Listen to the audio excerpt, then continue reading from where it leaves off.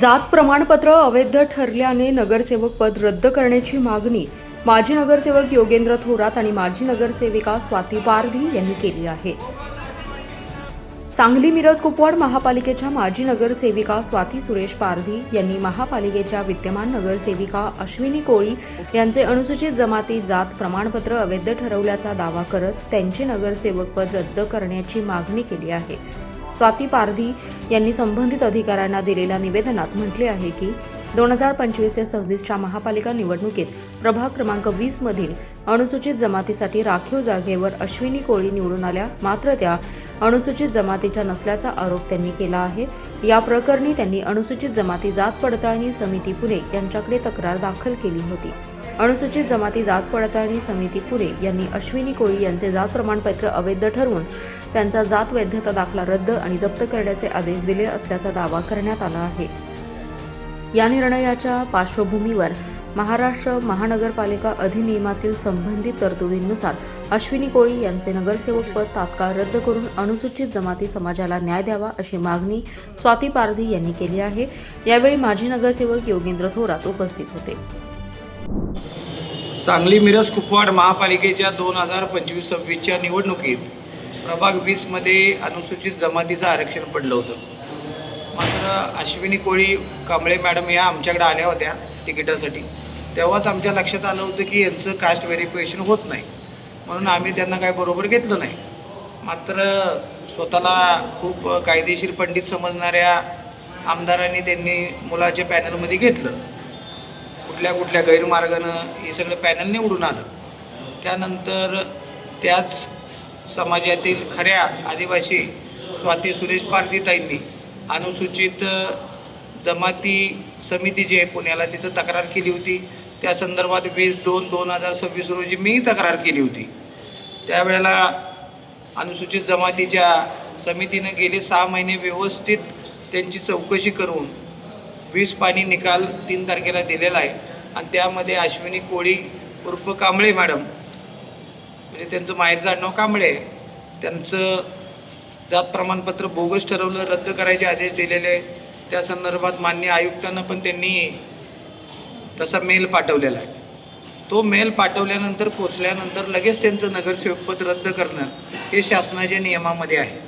मात्र मॅडम मसुरीला आहेत, ट्रेनिंगसाठी आहेत, ऑन ड्युटी आहेत, आम्ही समजू शकतो.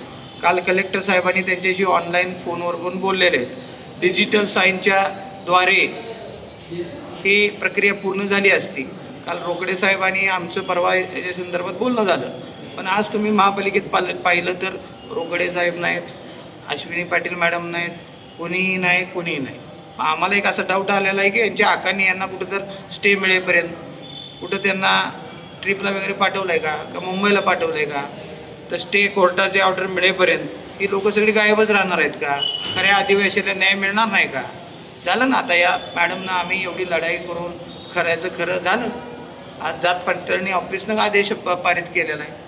दुसऱ्या महापालिकेच्या आयुक्तांनी तुम्ही पाहू शकता, नाशिक असू द्या, विदर्भातले असू द्या, लगेच ते नगरसेवक पद रद्द केलेलं आहे. आज ऑर्डर होऊन 3 तारखेला ऑर्डर झालेली आहे. आज 8 तारीख आहे, 5वा दिवस आहे आज महापालिका अधिनियम पुस्तकात काय म्हणलं जातं की त्या क्षणापासून तुम्ही नगरसेवक पदासाठी अनर्ह आहात, म्हणजे तुम्ही लायक नाही, तुमचं रद्द करायचं आहे. आणि हे अधिकार आयुक्त मॅडम नाहीत. आयुक्त मॅडम आज ट्रेनिंगला असल्यानंतर खालच्या अधिकाऱ्यांनी टिप्पणी करून डिजिटल साईन घ्यायचं कालपर्यंत चाललं होतं, पण आज सगळेच गायब झालेले. आज महापालिकेत तुम्ही बघितलं तर एकही अधिकारी नाही. आमचा असा आरोप आहे की हे होईपर्यंत यांना कुठं पाठवलं आहे का, यांना गायब केलं आहे का, यांना इथं येऊ नका म्हणून सांगितलं आहे का. त्यासाठी आज आम्ही बाबासाहेबांच्या पुतळ्यापाशी बसून मूळ आदिवासींना न्याय मिळावा म्हणून आज आम्ही 1 दिवसाच्या लाक्षणिक उपोषणाला बसलो. उद्या आमची आंदोलनाची दिशा यापेक्षा तीव्र असेल. प्रभाग क्रमांक 20 मध्ये अश्विनी विनोद कोळी, अश्विनी दत्तात्रय कांबळे ह्या अनुसूचित जमातीकडनं उपगटातून उभ्या राहिल्या होत्या.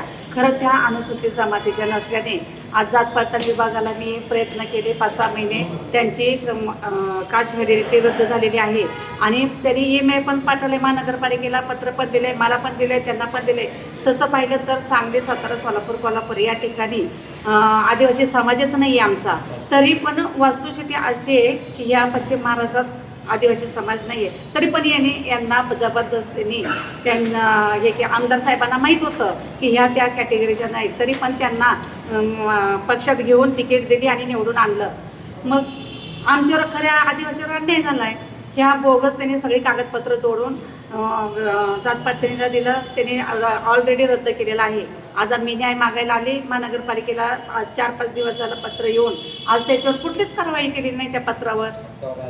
मग आमचं आदिवासीचा हक्क छेनायचा त्यांचा प्रयत्न आहे का वंचित ठेवायचे त्यांना, हे महापालिकेला विचारायचं.